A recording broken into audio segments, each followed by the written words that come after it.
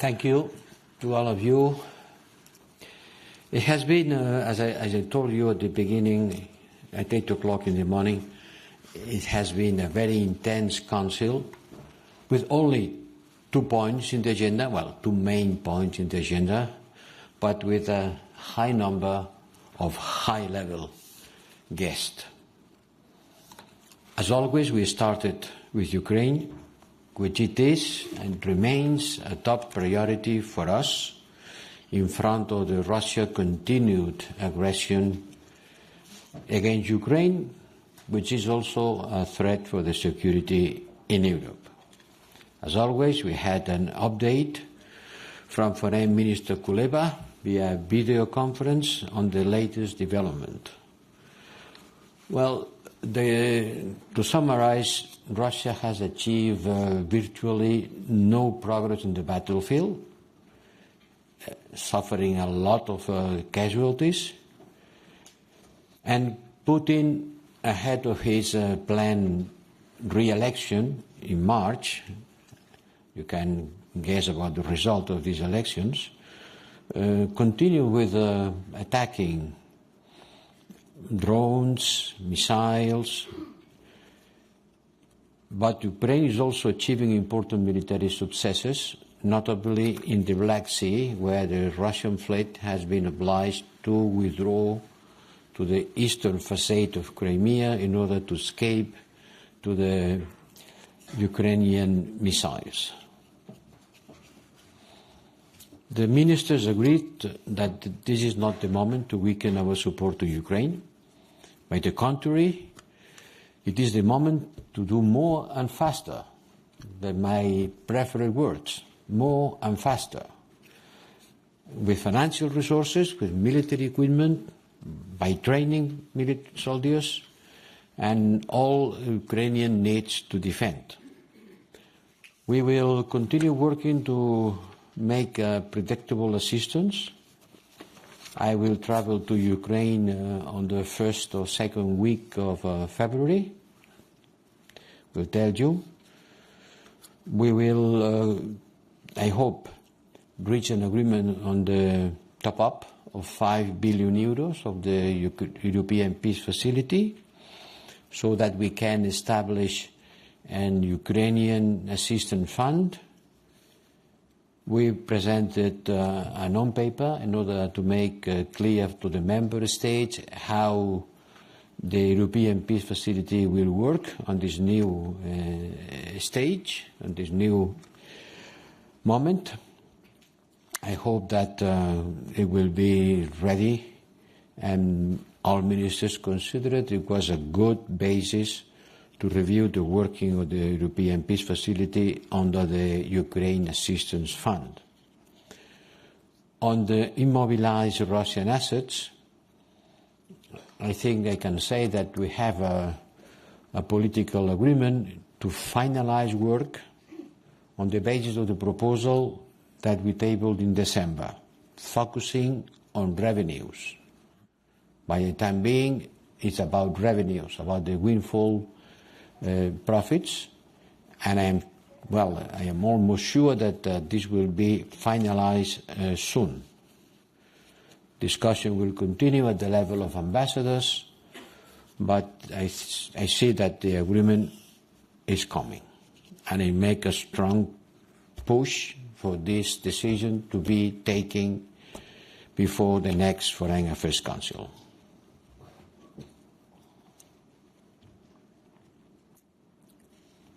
This is about the Russian aggression against Ukraine. And then we went to the Middle East, where I had separate discussions with the Foreign Minister of Israel, with Arab partners, and with the Foreign Minister of Palestine. The most important thing was the situation in Gaza. Everybody agreed that the death toll among civilians is excessive, that the situation is as much dire as you could imagine, with a widespread hunger and a serious lack of humanitarian deliveries and access. apart from the Israeli hostages being held for over 100 days. I think that more death, more destruction, more hardship for the Gaza people, for the Palestinian people, will not help to defeat Hamas or its ideology. It will not bring more security to Israel, on the contrary. And that's why we need to double our efforts with international partners to move from this deadly confrontation towards a solution. We talk also about the situation in the West Bank and the border with Lebanon. Then we had separate exchanges with the Saudis, Jordanis, Egyptians, and Arab League. It's important that we all agree on supporting UNRWA. It was a clear message. We support UNRWA, and we don't agree with the criticism expressed by several Israelis, governmental sources criticizing the UNRWA work. By the contrary, we support them, and I personally want to homage the more than 140 staff members of UNRWA being killed in Gaza. We talk about the post-Gaza and our joint efforts to revive the political process towards a two-state solution. We talk about the preparatory work for the peace conference. Finally, we had a discussion with the Palestinian Foreign Minister. We reiterated the support to the Palestinian Authority. Finally, at the end of the year, we made the payment of the contribution to the work of the Palestinian Authority. I have to remember that we are the strongest supporter of the Palestinian Authority from a financial point of view. We are the largest international donor to the Palestinians, and we will continue being so. And finally, I shared with the member states for our internal discussion a comprehensive approach to reinitiate the peace process, building on the efforts that we had already engaged with our partners in September in New York, some weeks before the dramatic days of the 7th of October. This was a successful meeting, and working on this initiative, I've been proposing the way towards a preparatory peace conference to address this conflict in a comprehensive manner. It's clear that today the urgency, the priority, the thing in which we have to invest all our energy is on the humanitarian side of the problem. Less than 100 trucks every day. This is unacceptable. And many member states told directly to the Israeli minister, you have to provide a quicker entrance of a truck to support humanitarian, to provide humanitarian support to the people in Gaza. 100, less than 100, 80 one day maybe, when before the war there were more than 500 a day.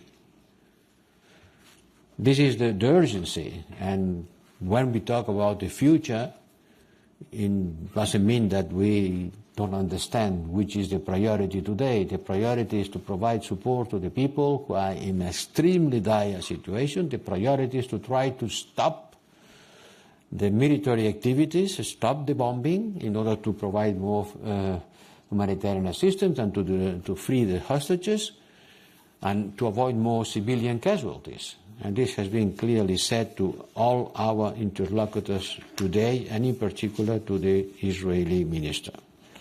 I think it was a clear unanimity on that among member states.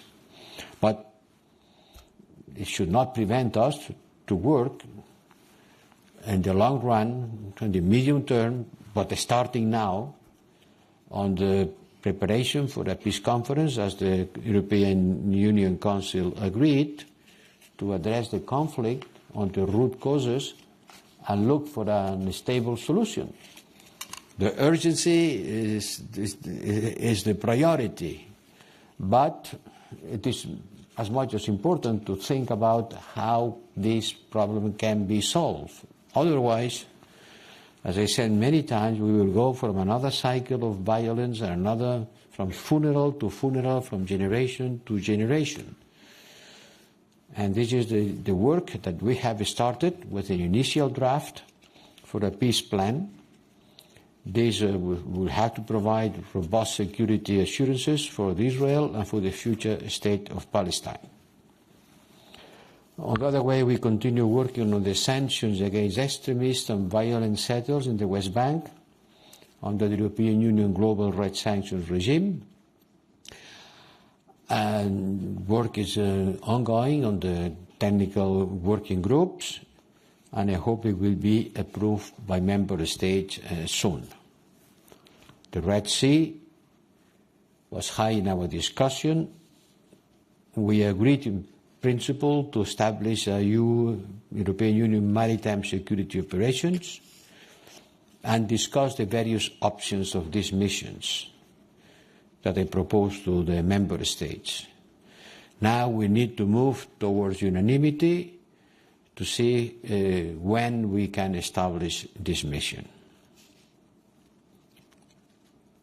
And in general, the rise of violence in the Middle East and South Asia that has caused a great number of civilian casualties, including Pakistan, Iraq, Lebanon, Syria, and Iran, are of utmost concern as they violate the sovereignty of these countries and have a destabilizing effect in the region.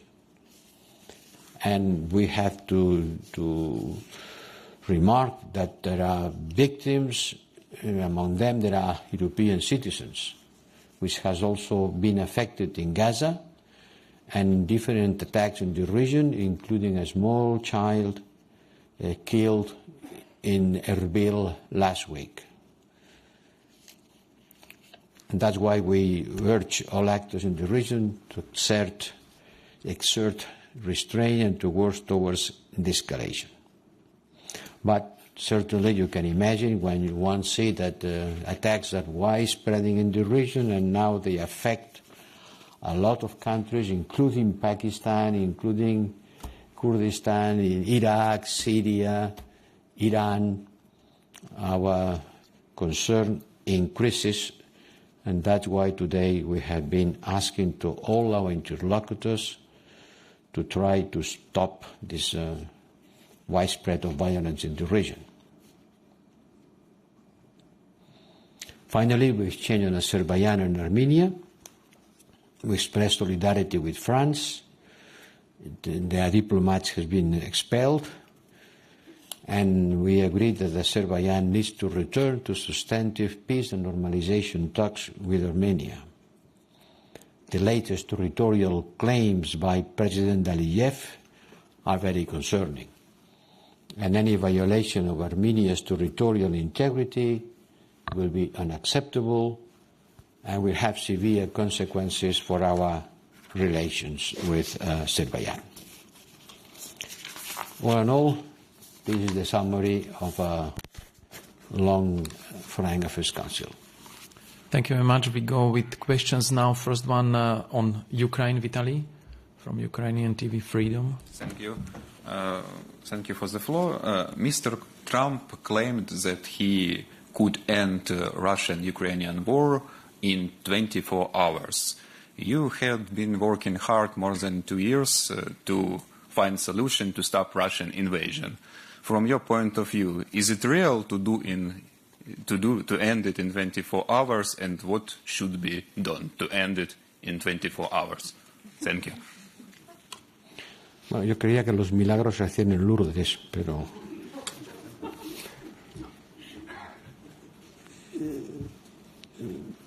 pues francamente no hemos encontrado la fórmula mágica para resolver el problema en 24 horas, pero el presidente Zelensky, tengo entendido que ya ha invitado al presidente Trump a que vaya a Kiev y que rápidamente encuentre la solución, porque los que más quieren la paz y que la guerra se acabe son los ucranianos.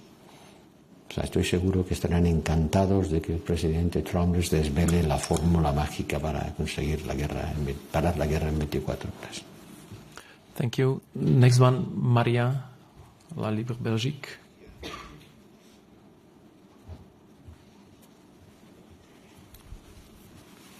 Merci beaucoup. Bonsoir, Maria Audrescu pour La Libre Belgique.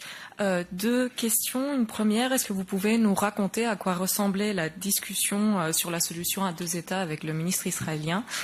Et la deuxième question, donc la Belgique appelle désormais à un cessez-le-feu. Point, donc non plus humanitaire, mais juste un cessez-le-feu. Je voulais savoir à quel point est-ce que vous estimez que les 27 et donc l'Union européenne est plus ou moins proche ou loin de cette position. Est-ce que vous considérez que les 27 doivent du coup actualiser leur position commune sur la situation à Gaza? Est-ce que l'appel à un cessez-le-feu n'est pas inhérent ou au moins une condition préalable pour que l'Union européenne puisse se poser en architecte d'une solution de paix? Merci. La segunda pregunta la he entendido bien, la primera no estoy seguro de haberla entendido bien. La segunda pregunta, vamos a ver, esta es una buena ocasión para distinguir entre lo que son las posiciones comunes de la Unión y lo que son las posiciones de los Estados miembros. Lo que es una política común es algo que se decide en el Consejo Europeo, a nivel de jefes de Estado y de Gobierno, y esa posición ha sido decidida por el Consejo Europeo. La posición común es pausas humanitarias. No ha habido unanimidad, no ha habido acuerdo para apoyar a nivel del Consejo Europeo una posición común de defensa de un alto el fuego, que es la suspensión indefinida de las operaciones militares. Y luego viene lo que son las posiciones comunes, pero no únicas. Común no quiere decir único. Podemos tener algo en común y luego cada uno puede tener por su cuenta otra opinión.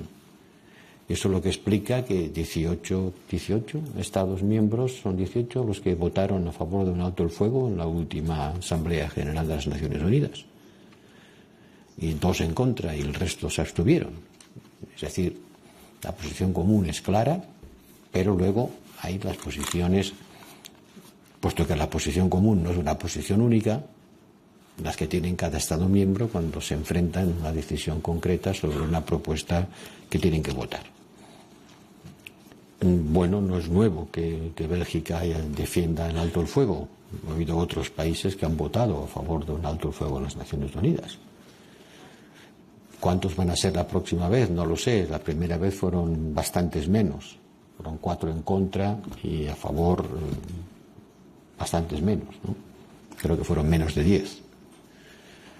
Vamos a ver cuando se proponga otro voto cuál es el resultado. Pero no se lo puedo anticipar. Yo solo puedo limitarme a decir que la posición común es esta y que los Estados miembros pueden defender algo que no sea contradictorio, sino, digamos, complementario, ¿no? La posición individual de cada Estado miembro. Y la primera pregunta, perdone, no he entendido bien cuál era la cuestión. Je voulais juste savoir comment s'est passée votre discussion avec le ministre israélien, notamment concernant la proposition de l'Union européenne qui soutient une solution à 2 États. Merci. Bueno, no hemos hablado solo de la solución de los 2 estados, hemos hablado de la situación en Oriente Medio en sus líneas generales. Desde luego, la mayoría de los Estados miembros han recordado que su posición es defender un acuerdo definitivo basado en los 2 estados, pero no hemos hablado solo de eso. Hemos hablado de la situación en Gaza, hemos hablado de la ayuda humanitaria, del escaso insuficiente ritmo de entrada de ayuda, hemos hablado de la situación, hemos hablado de todos los problemas del Middle East. Y además el ministro nos ha presentado un par de vídeos que tenían poco o nada que ver con la cuestión que estábamos discutiendo. Thank you. Next one was Lisa, The Guardian.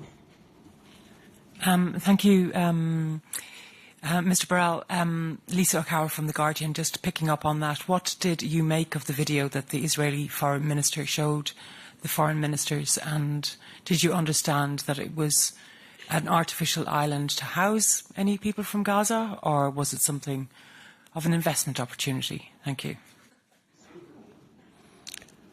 Pues hemos tenido el placer de ver dos vídeos muy interesantes, uno sobre un proyecto de isla artificial para servir de puerto, he creído entender, y otro sobre un proyecto de construcción de una línea de ferrocarril que enlazara el Oriente Medio con la India, que nos ha parecido también muy interesante, pero que yo creo que el ministro hubiera podido aprovechar mejor su tiempo para preocuparse por la seguridad de su país y por el elevado número de muertos en Gaza. Thank you. Next one, Beatriz, you wanted? Beatriz La Vanguardia. Beatriz Navarro, de La Vanguardia. El otro día en Valladolid dijo que sería necesario imponer desde la comunidad internacional la solución de los dos estados y pidió una implicación fuerte. Me gustaría saber si está satisfecho con el nivel de implicación y de capacidad para imponer de Estados Unidos para incorporarse a estos esfuerzos. También estamos viendo que los países árabes parece que tienen un plan de paz que se basa en la solución de los dos estados. Estados Unidos, el enviado especial para la región, parece que está hablando de algo parecido. Europa tiene también... En fin, la idea es que todos estos papeles o planes converjan en uno solo de cara a esta conferencia de paz. Gracias. Pues tiene usted razón en plantear la multitud de iniciativas, ¿no? que florezcan 100 flores, como decían en algún momento de la trayectoria política de otro país, que no tiene nada que ver con el Oriente Medio, pero es evidente que estamos en un momento en el que avanzamos tanteando y que el proceso será en todo caso largo y todas las iniciativas son bienvenidas, pero hemos de intentar poner un poco de orden en la circulación para llegar a algo concreto, operativo y que reciba un apoyo suficientemente grande como para que pueda volar. Nosotros hemos escuchado los planteamientos de los países árabes y es verdad que si están trabajando por su cuenta en un proyecto, pues lo vamos a compartir, de igual manera que vamos a compartir nuestros planteamientos, y lo haremos también con Estados Unidos. Cuando yo digo que la solución tiene al final que recibir un fuerte apoyo, primero hemos de construir la solución y luego, una vez que la tengamos, hay que ver cómo se aplica. De lo que estoy convencido es que hemos de dejar de hablar del Middle East Peace Process para empezar a hablar en serio del Two-State Solution Process o del Two-State Solution Implementation Process. Porque con un objetivo genérico como la paz, pues todo el mundo está de acuerdo. La paz, sí, pues normalmente la gente nos dice que está en contra. Pero ahora ya no estamos hablando de la paz, ahora estamos hablando de la paz, sí, pero a través de un procedimiento concreto. Por lo tanto, creo que en la comunicación política debemos dejar de hablar del Middle East Peace Process para hablar del Two-State Solution, que es de lo que realmente se trata de conseguir, como una forma de conseguir la paz. Pero en eso ya no todo el mundo está de acuerdo. Ya habrá quien estará a favor y quien estará en contra. Y ciertamente, aunque no hemos entrado en detalle en la discusión sobre esta cuestión, es evidente que el Estado de Israel o el actual gobierno de Israel está en contra. Nada nuevo. Lleva estando en contra 30 años. Thank you. And one last question. Estados Unidos, pues le puedo decir lo mismo. Estaremos en contacto con nuestros amigos americanos y cualquier iniciativa que tengan que podamos compartir, o si quieren incorporarse a cualquier iniciativa que vuele, que tenga apoyo suficiente de la comunidad internacional. Pero hay que construirlo. Thank you. And we take one last question, Rosie. No podemos coger más, no tenemos prisa. ¿Más? Okay. No tenemos prisa. So we take few more after that. Thank you very much. High Representative Rosie Burchard for DW. On the agreement on the Red Sea mission, can you tell us more details? When will that be in action and what form is it likely to take? Thank you very much. Bueno, no puedo decirle cuánto tiempo porque el non-papers con las alternativas está sobre la mesa. Los Estados miembros se han pronunciado, nadie se ha opuesto. No ha habido ninguna oposición, no ha habido nadie que dijera me voy a oponer. Es posible que sepamos que algunos países no van a participar, pero no participar es una cosa y oponerse es otra. Pueden perfectamente no participar, pero dejar que los demás lo hagan. Hay que aprobar un texto legislativo y hay que quebrar unas reglas de engagement, ¿no? De qué manera va a funcionar esta misión, cuáles son el carácter operativo, hasta dónde llega su capacidad de entrar, digamos, en actuaciones militares concretas, como, por supuesto, defenderse de un ataque, pero no es simplemente una escolta pasiva de navegar al lado de un mercante. Ese mercante puede ser objeto de un ataque. ¿De qué manera responden en ese momento los barcos de guerra que escoltan? Y luego está la cuestión de saber qué país toma el mando operativo de la misión. Atalanta en ese momento está siendo comandada por España desde la base de Rota. Agenor tiene un mando francés. Hay que ver una misión europea que obviamente va a sustituir y absorber Agenor. ¿Quién se encargaría del mando? Todavía eso no está decidido y naturalmente tiene que decidirse para que la misión pueda ser operativa. Thank you. So the next question after the last, Andrew was next on my list. High Representative, you said yourself that Israel is opposed to the two-state solution, and it's the only state that's in existence at the moment. There is no Palestinian state as things stand. So how do you propose to overcome that obstacle? Are you talking about imposing a solution? If not, if so, how would you do it? And if not, how do you persuade Israel to change its stance? Lo primero que hay que hacer es proponer una solución. Y para proponerla hay que tenerla. Vamos a ir paso a paso. Este gobierno está en esta situación, lo ha estado siempre, no es ninguna sorpresa. Creo que la comunidad internacional tiene la obligación moral, y los europeos muy en particular, tienen la obligación moral de buscar una solución que asegure la paz y la seguridad. Y la primera cosa que hay que hacer es proponer una solución. Naturalmente, si Israel no quiere esa solución, va a ser difícil que se participe en las discusiones necesarias para construirla y para acabarla proponiendo. Pero eso no nos debe impedir a los demás de hacerlo por nuestra cuenta. Y si la comunidad internacional llega a construir una solución, tendrá que proponerla. Y si la propuesta no es acordada, pues entonces naturalmente hay leverage, que se llama, es decir, elementos condicionantes, pero estamos todavía en unas fases muy previas a eso. Thank you. Next one, so we go back to Ukraine. I've seen Zoriana was there. Thank you so much for giving me the floor. So, High Representative, we hear from top military officials, as you are in charge of defense policy as well, that the war, in fact, could become the part of the reality of EU member states and also NATO. So I'd like to ask you, do you actually believe that the war can extend beyond the Ukrainian territory, and is the EU prepared to the worst scenario, and how many years, probably, according to your estimation, you have at your disposal in order to prepare to it? As we hear, for example, from Minister Pistorius about 8 years, from 5 to 8 years, from Estonian Prime Minister from 3 to 5, so what is your estimation? Thank you. No sé cómo hacen estas estimaciones, francamente. No lo sé. No sé si son 5, si son 8, si son 2, si son 3. Lo que es evidente es que la guerra en Ucrania, lo he dicho muy recientemente, es una amenaza existencial para Europa y por lo tanto hemos de estar preparados para ayudar a Ucrania. De momento la guerra está en Ucrania. No anticipemos más problemas de los que ya tenemos. La guerra está donde está y hemos de hacer lo posible para que no se extienda, igual que lo estamos haciendo en el Oriente Medio, que no se extiendan las guerras, y en el caso concreto de Ucrania, que Ucrania gane esta guerra. Y esa es nuestra tarea, no especular sobre qué va a pasar dentro de 5 años y quién más puede verse afectado por la guerra. Bastante trabajo tenemos con las que ya están produciéndose como para imaginar qué pasará dentro de 5 años. ¿Tomamos la última o unos más? Autorrepresentante. ¿Una última ahora? Bueno, sí. Okay. Okay, so now the final question. Yes, please. No, it's you, lady, in the third row. No. Madam, you, yes. Thank you, Rina Bassis, for Jerusalem Post and Monitor.